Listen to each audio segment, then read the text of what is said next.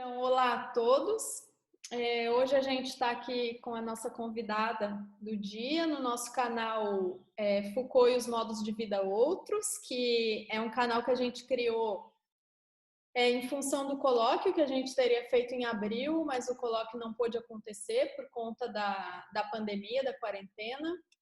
Então, a gente está fazendo essas entrevistas e hoje a gente tem a professora Vera Portocarrero aqui com a gente. A professora Vera é doutora em filosofia, ela é professora titular do Instituto de Filosofia e Ciências Humanas da UERJ, e o trabalho da Vera está atravessado pela pesquisa, né, que ela tem feito, que você tem feito, né, Vera, sobre o pensamento do Foucault, desde os primeiros trabalhos sobre a psiquiatria, mas também fala um pouco dos modos de subjetivação e dos discursos científicos, né? Dos discursos das ciências, das relações de saber-poder que aparecem nesses discursos, inclusive no Brasil.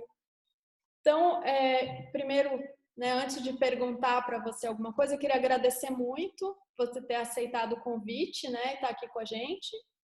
E queria, então, começar com a pergunta que é perguntar um pouco para você como foi o seu encontro com o pensamento do Foucault, com a obra do Foucault, como você decidiu trabalhar, né, com Foucault, inclusive o seu encontro pessoal com ele, porque você era uma jovem estudante quando ele veio ao Brasil, né, fazer umas conferências. Então, se você puder contar isso para a gente, vai ser um prazer. Olha, Viviane, eu agradeço a iniciativa de vocês de manter uma conversa, pelo menos, e um debate, apesar de tanta dificuldade com essa situação que nós estamos passando de pandemia. E isso foi, para mim, um incentivo, porque nesse momento eu tenho trabalhado, mas é um esforço trabalhar com uma situação tão complicada como essa que nós estamos vivendo, de problemas que vão desde a questão da saúde até as questões do poder, desde as questões que englobam exatamente a cientificidade, o poder da ciência e o poder político, onde a gente pode pensar e estabelecer conexões ainda precoces, não é? Ainda bastante precoces, porque nós estamos no olho do furacão. Então, eu gostaria imensamente de agradecer, de tornar viva uma situação de universidade, de pesquisa, e abrangendo pensadores do Brasil, então não estão restritos a uma única universidade ou a uma única linha de pensamento, né?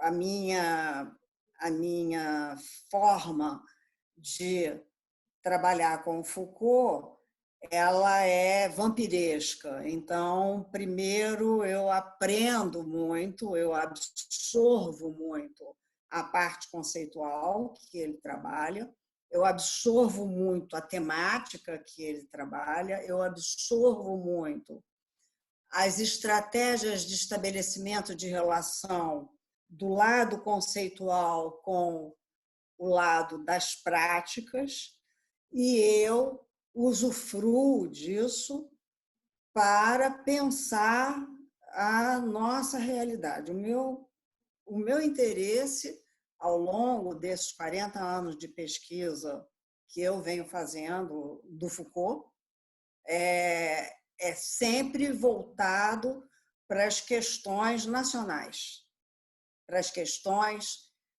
da política nacional, da normalização nacional, da escolaridade nacional e da filosofia nacional, digamos assim, filosofia. Então, desde menina, eu fui estudar filosofia para estudar filosofia. Eu fiz graduação em filosofia, pensando na questão da racionalidade. E logo no início, ainda muito jovem, logo no primeiro ano, eu fui fazer um estudo de uma disciplina na PUC do Rio de Janeiro, com o professor Roberto Machado, que foi sobre o livro As Palavras e as Coisas, que ele estava destrinchando ali, rigorosamente, conceitualmente. Foi o meu primeiro contato com o Foucault, o que me causou inúmeras vontades de desistir, inúmeras vontades de dizer: eu não vou desistir, eu vou ver, vou pagar para ver como é que vai ser essa disciplina onde o professor está trazendo tamanha novidade. E dali, aquela dificuldade de entender como é que era possível dividir o pensamento de uma determinada época em epistemês, e daí toda uma discussão do conceito de epistemeia, que era muito complexa, ainda é uma noção complexa, e mais, o triedro dos saberes, né, que termina, o livro termina antes daquela frase colossal que conduziu o Canguilhem a dizer que era uma grande hipótese de 400 páginas, a hipótese da morte do homem, mas antes disso Foucault trabalhou com o triedro dos saberes, que era uma figura excepcional para entendermos, não no nível de detalhe que ao longo de todos esses anos eu venho trabalhando. Do ponto de vista pessoal, eu estava na sala de aula, assim, apanhando do livro, achando aquilo difícil. O Roberto Machado estava achando aquilo muito difícil e passando aquelas dificuldades todas. Eu, uma menina, estava lá. Eu estava lá para estudar Kant, ali eu estava estudando ao mesmo tempo Kant, Aristóteles, Platão. A gente estudava muito Santo Agostinho, Santo Tomás, que a gente chamava de Santos, e estudando filosofia, normalmente, numa perspectiva que era bastante diferente, e a principal diferença, eu não sabia enunciar na ocasião, era o fato de os pensamentos filosóficos aparecerem e eu ter que estudá-los como filosofias da representação. Então, sem saber ainda no início exatamente qual seria essa diferença de uma filosofia que quer se afastar da filosofia da representação e trabalhar com outros dispositivos, isso já é uma forma de conhecimento que você tem que atrapalha tudo que você vinha elaborando. No ano anterior, eu tinha me dedicado o ano inteirinho à teoria do conhecimento, a várias teorias do conhecimento, na filosofia conceitual.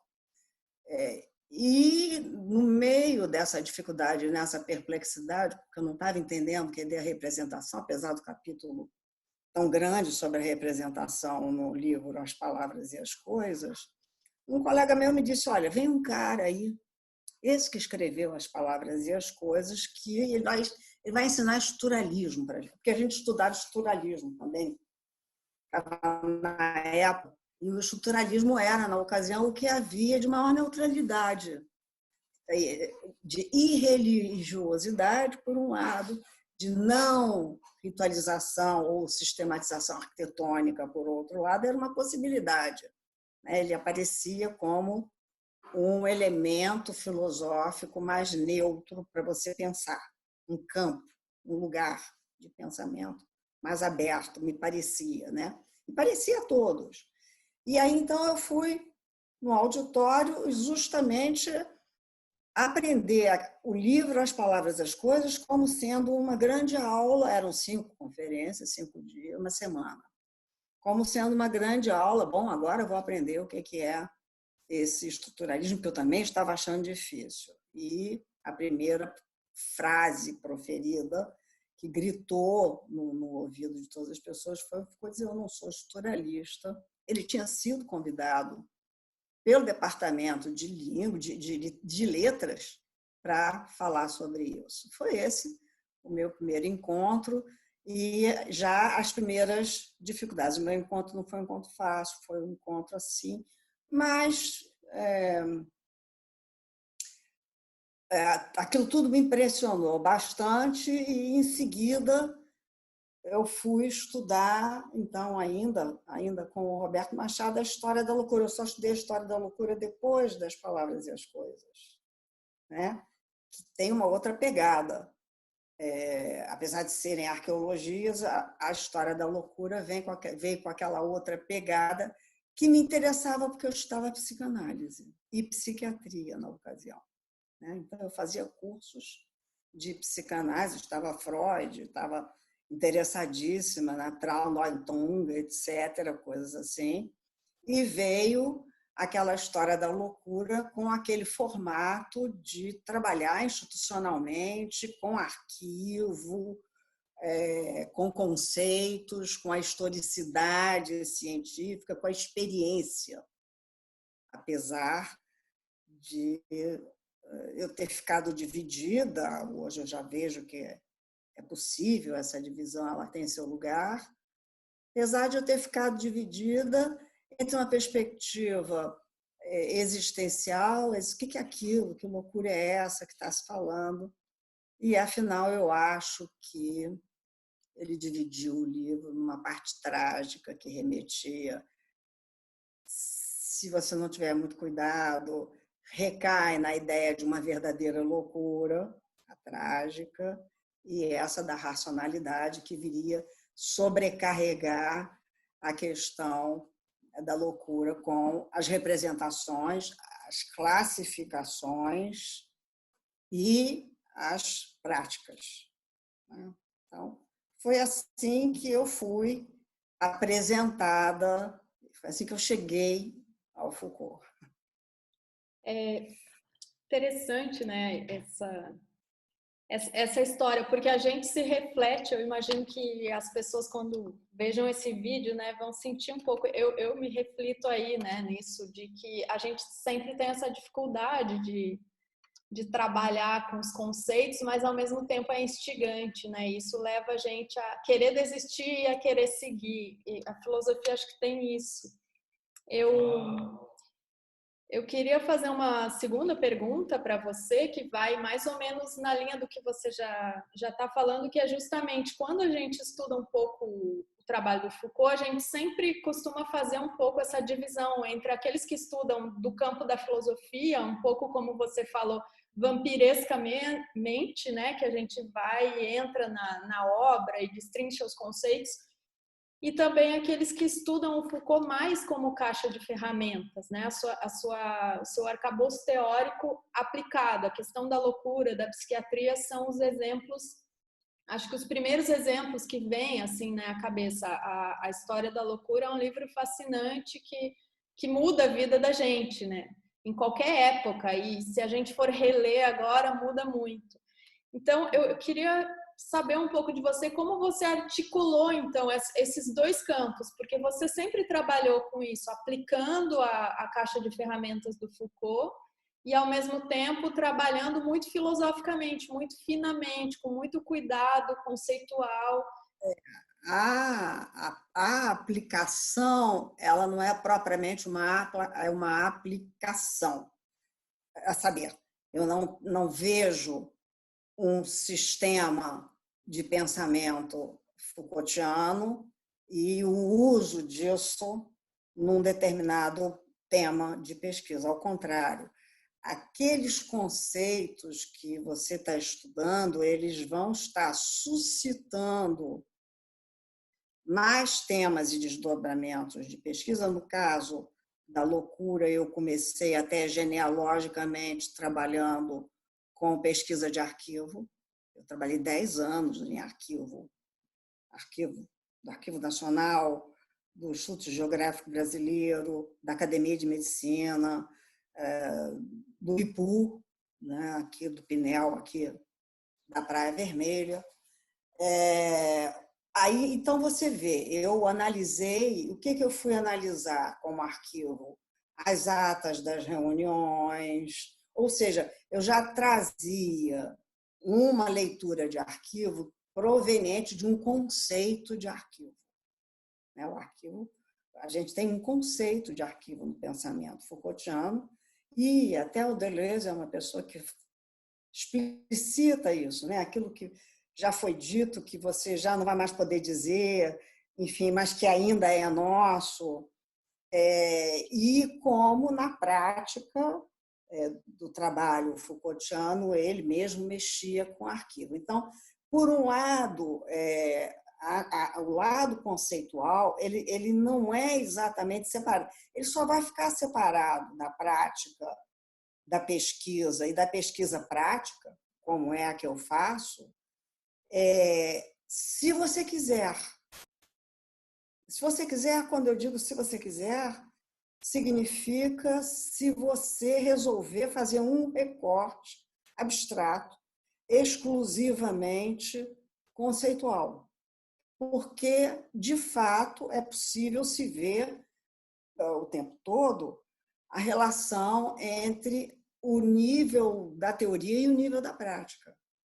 Esses níveis eles se confundem, eles se misturam, eles se afastam, eles se aproximam, de modo que ir aos arquivos foi uma forma primeira que eu encontrei, e levei isso anos, né? Eu tenho essa marca, de usar, então, como você está falando, uma caixa de ferramentas. Mas essa caixa de ferramentas ela é completamente conceitual. Uhum. O que eu faço com essa caixa de ferramentas é que ela, para mim, ela sempre vem em ensaios. Quer dizer, ela sempre vem de forma a ser modificada. Sempre ela está aberta ao diálogo daquele meu objeto de pesquisa com os meus métodos e conceitos e aparatos e estratégias de pesquisa, porque pesquisa é algo, antes de mais nada, estratégico, sobretudo quando você está num campo de rigor conceitual que é aberto a diversos ramos do saber. Coisa que tira da sua possibilidade, do seu horizonte, clichê.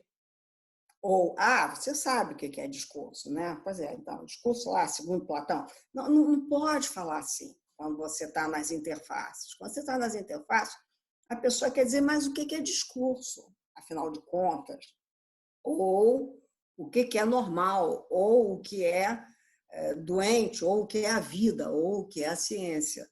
Então, essa prática também com as interfaces, eu dei aula há muitos anos, inclusive, com pesquisadores na Fiocruz, na fase que eu estava trabalhando com as ciências da vida, com a biologia, com a saúde pública e a medicina e a saúde pública, na ENSP, na Casa de Oswaldo Cruz, que é uma casa eminentemente de pesquisa histórica da doença, etc. Quando eu trabalhei lá, eu tinha um tipo de interface onde eu tinha que ter um tipo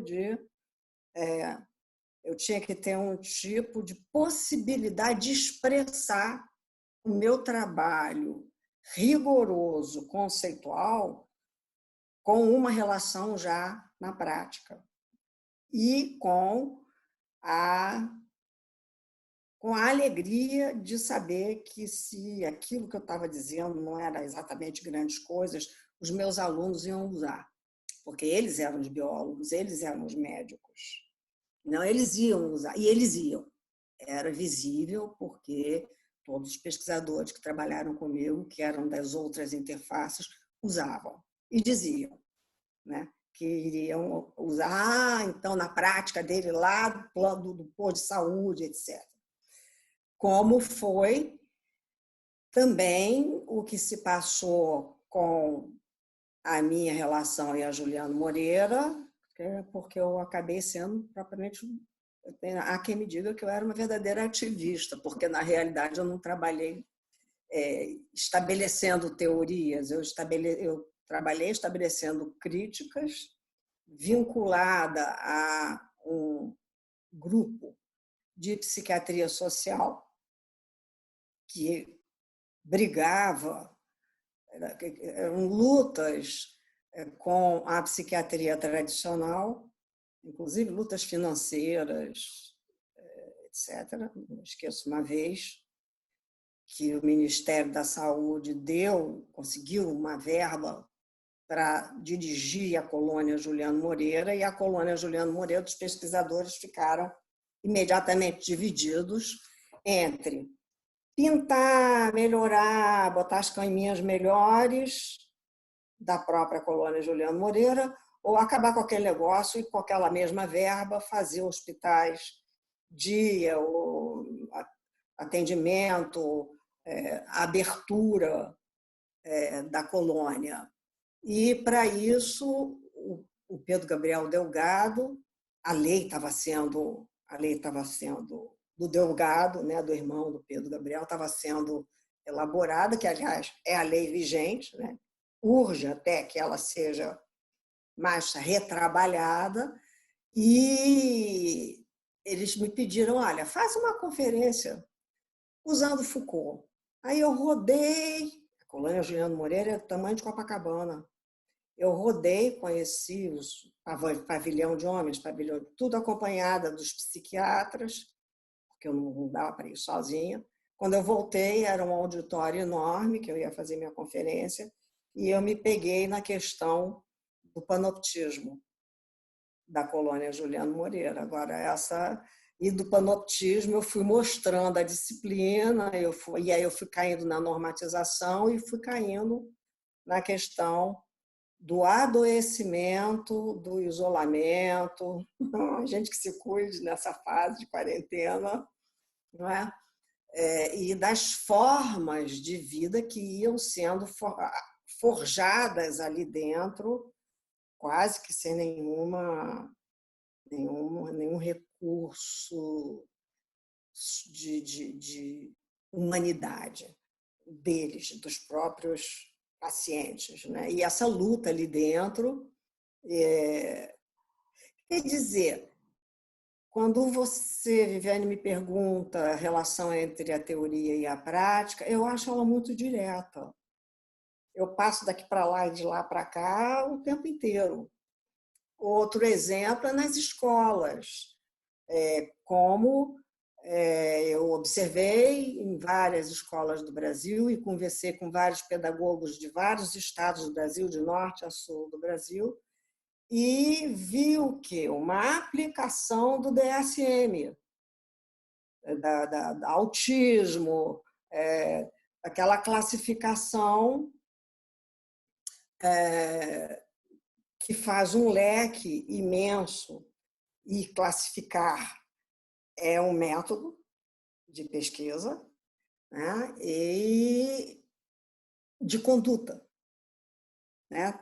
Essa classificação ela vai estar diretamente ligada à conduta, e ela é feita para que os diagnósticos sejam realizados. Mas você vê com muita facilidade, por exemplo, demorei até a conseguir escrever sobre esse assunto. Primeiro eu fiquei estudando o DSM, fiquei estudando homens, fiquei estudando as classificações e os enquadramentos que fizeram maior sucesso no Brasil e que fizeram maior sucesso fora do Brasil também, porque não é só no Brasil esse sucesso.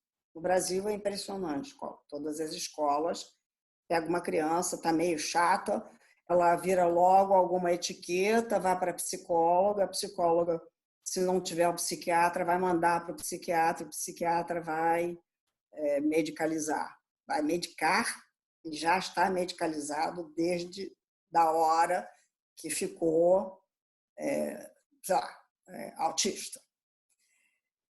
E eu estudei primeiro muito isso, e muito importante, porque quando chegou no quarto ou no quinto DSM, e é um grupo que vai aperfeiçoando a cada encontro, acho que a cada, sei qual é, periodicamente, aperfeiçoando aquela.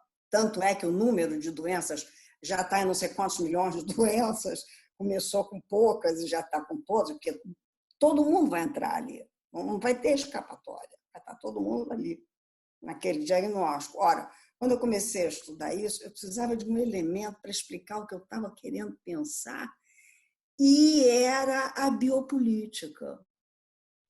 Então, eu consegui ver a relação.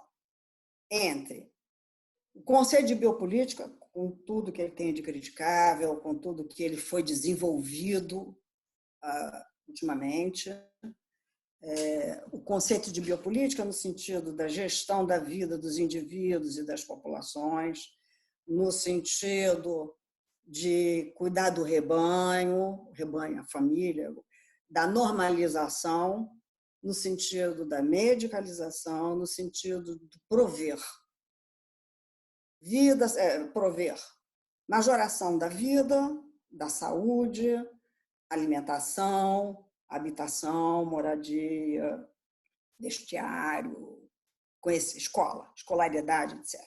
Então, biopolítica nesse ponto, e o quanto esse DSM ele faz parte de uma biopolítica no sentido mais simples do conceito, sem complicar tanto quanto é preciso, né, complexificar o conceito, mas nesse sentido mais simples. Então, você vê de norte a sul do Brasil e, portanto, a conceituação, ela, na realidade, ela é uma abstração, ela é uma forma de você estudar, mas ela é maleável, ela é flexível e ela vai estar ligada a práticas da biopolítica e de outras práticas, quaisquer, que a gente consiga hoje pensar melhor. Bem, não sei nem mais se respondi a sua pergunta já. Ainda estou na primeira, como é que junta conceito com prática. Mas é interessante você falar da biopolítica. Eu queria perguntar mesmo sobre isso. Assim, justamente você está falando da doença, dessas classificações das doenças mentais e como isso vai trocando de nome, vai adaptando e no final a gente vai se encaixar em alguma delas, né? Ninguém vai escapar. Oi? Ninguém vai escapar. Ninguém escapa, claro. E é engraçado porque agora a gente está numa pandemia, né? Agora a gente tem todo esse tema Foucaultiano aí. A gente tem toda uma discussão teórica, assim, que, no campo filosófico, né? Que está levantando poeira, vamos dizer assim, na luta em torno do conceito de biopolítica, estado de exceção, liberdade individual, se tem que ficar em casa, se não tem que ficar em casa. E aí a gente tem a situação do país hoje, que a gente está aqui falando, o segundo ministro da Saúde se demitiu. Então a gente está no meio... Era para ser marionete, né, ele? Eu acho que era para ser... Ficou 2 dias, 2 dias ou uma semana, né? Acho que ficou 2 dias. Ficou mais do que 2 dias, mas não ficou um mês, Então, a gente está numa relação, vamos dizer assim, se a gente pensar pela biopolítica, a gente está numa relação onde o corpo populacional, né, os corpos dos indivíduos que fazem parte desse corpo populacional está completamente abandonado, vamos dizer assim, pelo Estado, e ao mesmo tempo a gente está querendo e precisando e pedindo de uma ação, né, uma ação do Estado que faça alguma coisa, porque realmente é grave a situação, está se perdendo muitas vidas. A gente tem, aqui no Rio de Janeiro, tem fila de 800 pessoas para internamento na UTI, quer dizer, são vidas que poderiam ser salvas e que provavelmente muitas delas vão ser perdidas por falta de atendimento. E aí a gente tem, então, voltando ao tema, a gente tem todo esse furdunço em torno da biopolítica, mas a gente tem também outras questões, assim, acho que de micropolítica do Foucault, né? Essa questão do diagnóstico, da pandemia, se é uma pandemia, se é grave, essas relações entre saúde e doença que emergem, né? Que a gente pensa rapidamente quando pensa nessa situação. Eu não sei o que você pensa sobre isso, assim, como trabalhar com essas questões, talvez biopolíticas, mas também para além da biopolítica, né? Essas questões individuais e subjetivas, né? Esse confinamento que a gente está vivendo agora. Olha, eu concordo com você que o olhar da biopolítica ele é bastante interessante para você pensar uma pandemia, e há também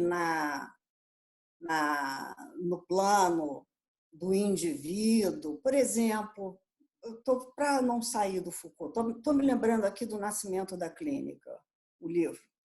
o nascimento da clínica, né? Onde você pensa em epidemias, em endemias, você vê endemias, epidemias, etc.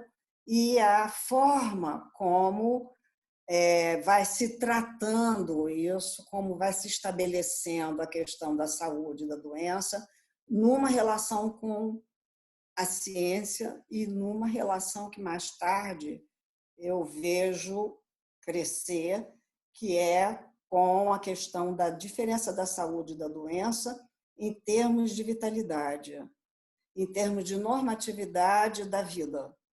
Normatividade não só do ponto de vista da normalização da sociedade, do rebanho, da família, e aqui, claro, a gente está num momento de extrema disciplina. Bem, quem está, quem não está vai ter que entrar. Então, a gente tem isso, vamos fazer polícias.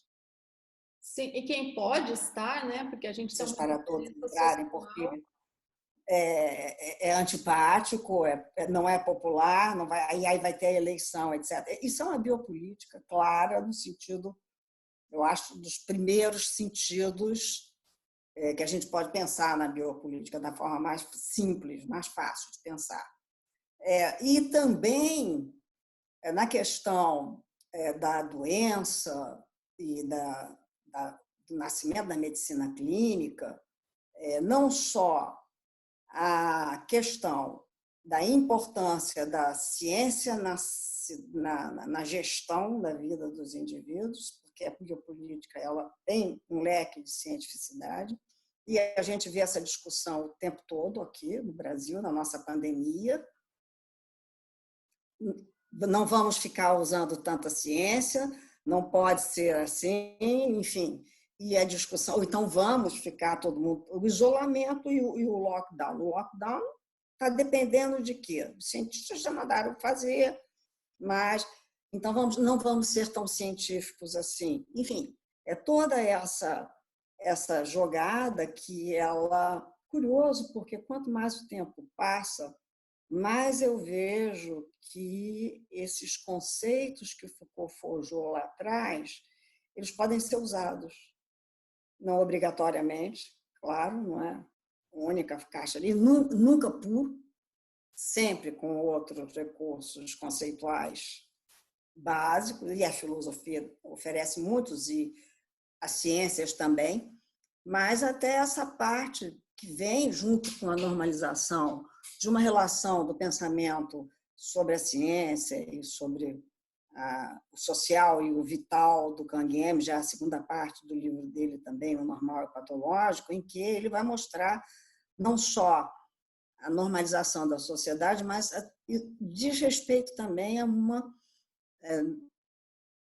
uma vitalidade interna à vida. A vida se define por uma normatividade interna, ou melhor dizendo, por uma capacidade de normatizar. Então, o que Foucault, quando gostou do Canguilhem ali e usou de uma maneira que me interessou bastante, quando ele fez isso, ele estava mostrando que eles estavam demolindo um edifício da medicalização da sociedade, invertendo esse edifício. Se a doença era o desvio da norma, o que você vai ver é que manter-se na norma é que é a doença. A vida, ela depende da capacidade permanente de novas normas no meio interno e no meio externo. A saúde é a capacidade de novas normas, é uma normatividade interna que permite que você viva em situações diferentes, em um meio ambiente novo, numa mina de carvão. Né? Você tem uma normatividade interna do ponto de vista médico, do ponto de vista orgânico, do organismo, e você tem necessariamente uma normatividade externa. Isso é a saúde. A doença, ao contrário do que a gente tinha pensado por muito tempo, tem gente que pensa isso até hoje, né? Nossos políticos, muitos de nossos políticos, infelizmente, ainda não entenderam que não dá para pensar diferente. A doença é você não ter a normatividade interna. Então, se vem uma situação adversa, interna ou externa adversa, você fica doente. Aí você não fica bem. O que vai contar para definir, então, para eles essa cisão, que não é propriamente uma cisão, é o sofrimento. O quanto de sofrimento. Se há muito sofrimento, a doença, mas se há muito sofrimento, uma capacidade de ir criando novas normas para si mesmo e para os outros, para lidar com isso, você está mexendo com a normalização, você está mexendo com... Aí sim, você está mexendo com a diferença entre saúde, entre normal e patológico. Eu não sei se fui clara, mas muito rapidamente, porque são temas, cada um deles eu levaria dias falando, né, que não cabe aqui. Mas não sei se eu peguei a gente espera que a gente tenha o colóquio, né, o ano que vem, em abril, então a gente, de repente, pode voltar um pouco. Que eu também fiquei aqui pensando, a relação entre saúde e doença, ela é política, ela também é política, né? Ela depende dessa relação. E a gente está nessa sensação de abandono, e ao mesmo tempo não é um abandono, é quase uma afronta do governo brasileiro, por exemplo, à sua população. E eu acho que tem aí, de repente, pela sua fala, eu estou pensando que pode ter uma negação desse âmbito político. É como se não fosse assim, tem gente morrendo, e daí? É como se fosse separado. Então, eu sou da Fiocruz, eu entendo lá do vírus. Eu sou infectologista. Ou então, eu sou do Palácio, eu sou do Congresso, eu entendo de política. Claro que ninguém consegue fazer nada assim. Aliás, é o que está acontecendo, ninguém consegue fazer nada. As coisas não andam, tirando, obviamente, outros fatores. Claro. Os nossos, de desvios de verba, de incompetências, etc. Mas essa divisão, essa cisão, ela faz, ela trava a trava que a gente tem que dar na pandemia.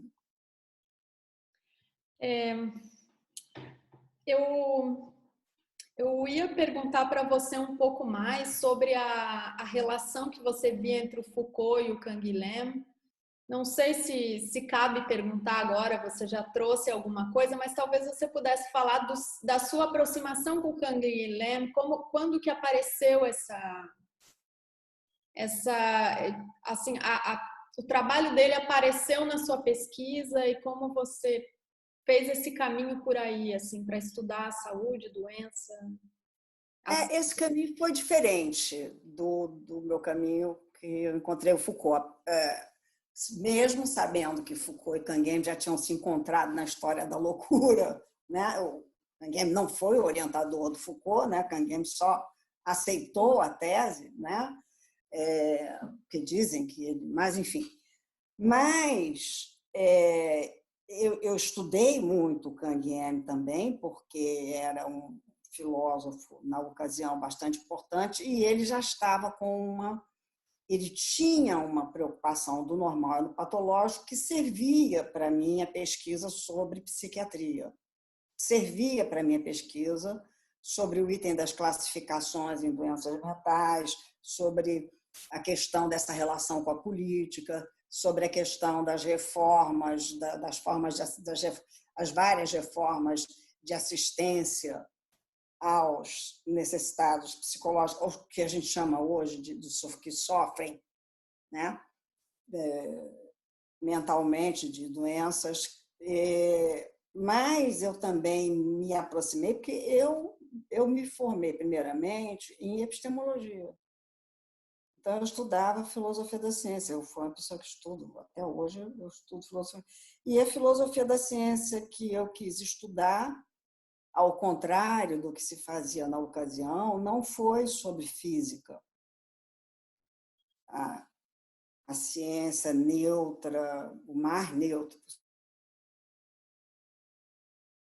a meu dispor até na universidade, mas eu estava interessada na psiquiatria e na medicina, e aí o Cangueme veio feito uma luva. O Roberto Machado fez aquele trabalho, a tese dele, mostrando as proximidades e as diferenças entre a arqueologia e a genealogia e a epistemologia, que eu acabei escrevendo, mostrando como eles são complementares, e justifiquei conceitualmente essa complementaridade, apesar da diferença metodológica dos dois.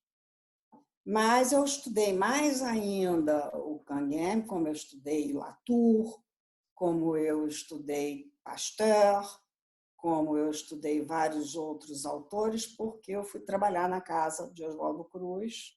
Lá, a demanda que me foi colocada era fazer uma pesquisa de história da introdução da microbiologia no Brasil, na casa, que é um departamento da Fiocruz de História da Ciência, História da Doença.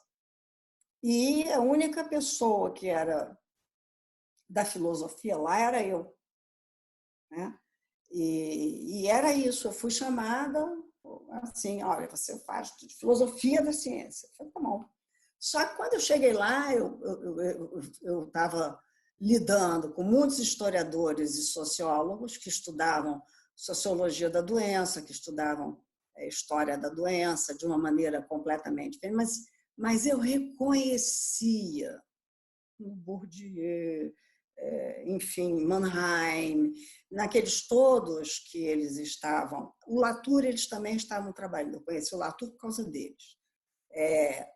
Eu reconhecia fundamentação dos três diferentes blocos que eu analisei em filosofia da ciência, como, por exemplo, aquelas provenientes de origem anglo-saxônica, provenientes daquela linha Popper, sei lá, aquela linha toda, e era bem diferente essas provenientes das francesas e, de repente, um Latour, que, na realidade, quem estuda a filosofia da ciência chega ao Latour por causa do Kuhn, né, do Thomas Kuhn, e eu cheguei por causa do Nietzsche, do Canguilhem e do Foucault. Eu cheguei ao contrário, tanto é que eu estabeleço relações, de vez em quando eu escrevo sobre isso. São coisas que você vai escrevendo de vez em quando, abandona, esquece, e, enfim.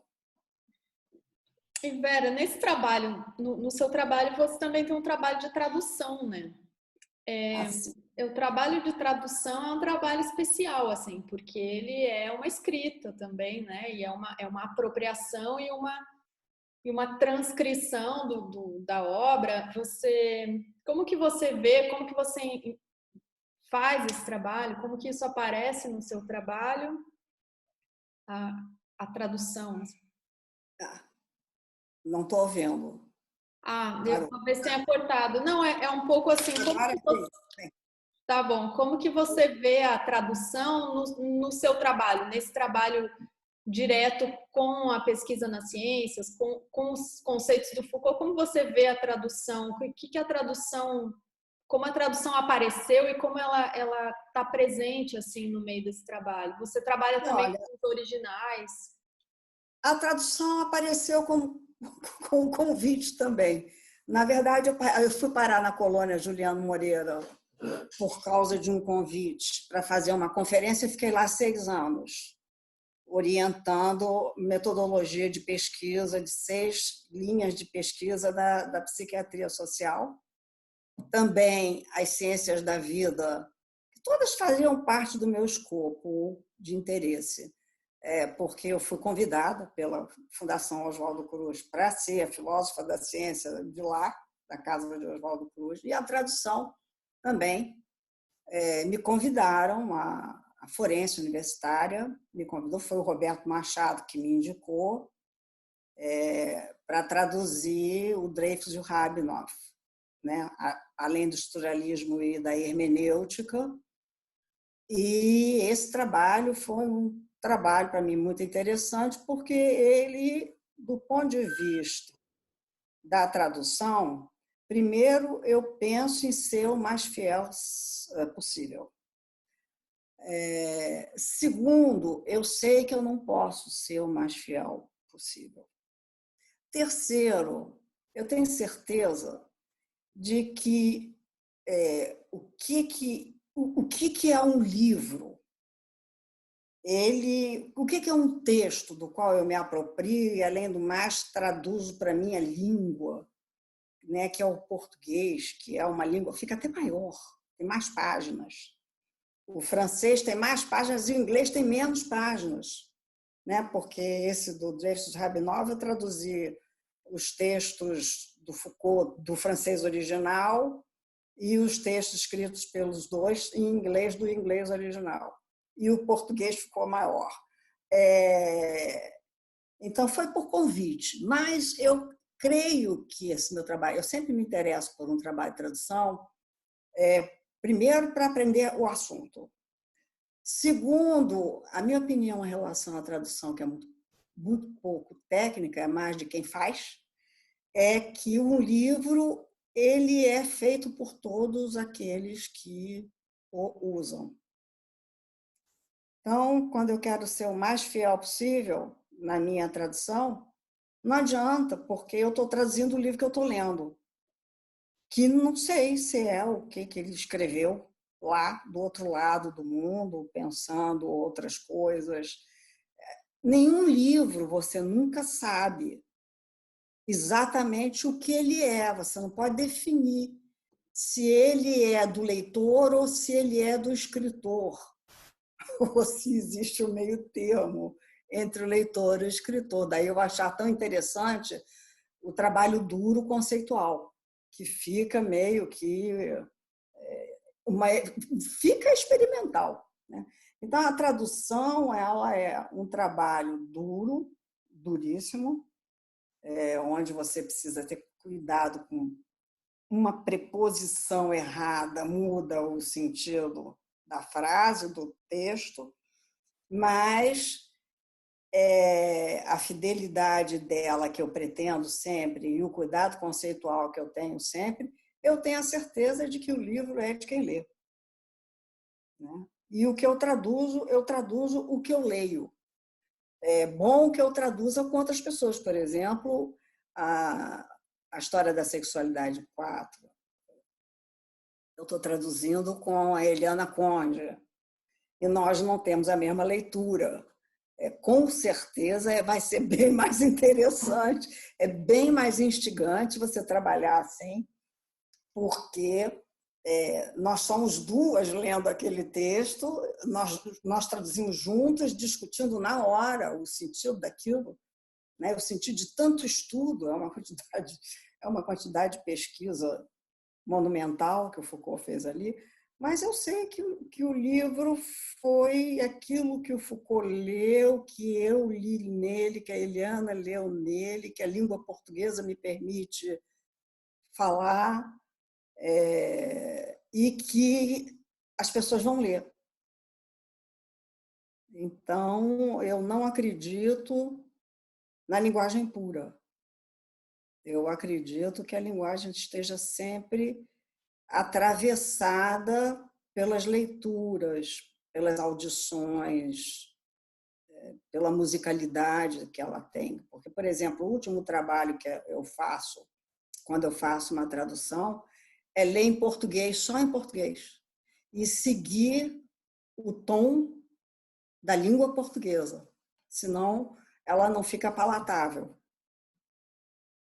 não tenho, assim, grandes teorias, não, mas Mas é bem Foucaultiano essa resposta também, né? Eu fiquei pensando naquele texto, o que é um autor, né? E essa postura sim. Foucaultiana de que não, depois que está escrito é de quem lê, né? O texto ele tem vida, ele vive, né? E ele vai viver em outros idiomas também. É. Você falou aí da tradução das Confissões da Carne, então conta pra gente um pouco como que tá essa tradução, quando que vai sair, vocês terminaram a tradução, tá na revisão? Olha, nós terminamos para ir para...